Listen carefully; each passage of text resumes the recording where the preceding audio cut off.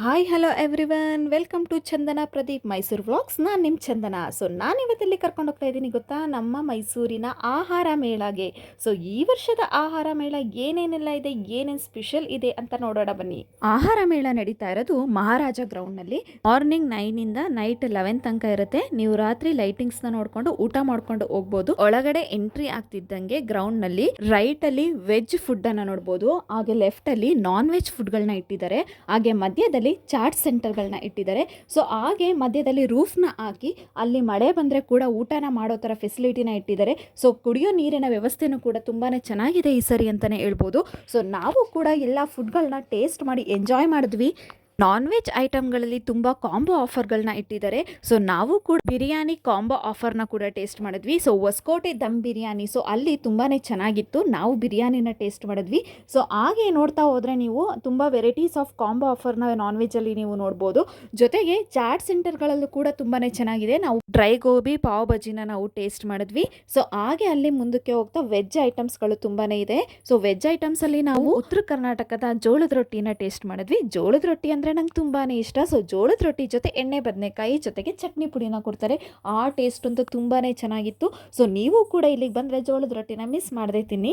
Butter ಗುಲ್ಕನ್ ಹಾಗೆ banana ಜೊತೆ ಗುಲ್ಕನ್ ಅಥವಾ ಐಸ್ ಕ್ರೀಮ್ ಗುಲ್ಕನ್ ಜೊತೆ ಕೊಡ್ತಾರೆ. ನಾವು ಅದನ್ನು ಕೂಡ ಟೇಸ್ಟ್ ಮಾಡಿದ್ವಿ, ಬನಾನಾ ಗುಲ್ಕನ್ನ. ಅದು ಕೂಡ ತುಂಬಾ ಚೆನ್ನಾಗಿತ್ತು.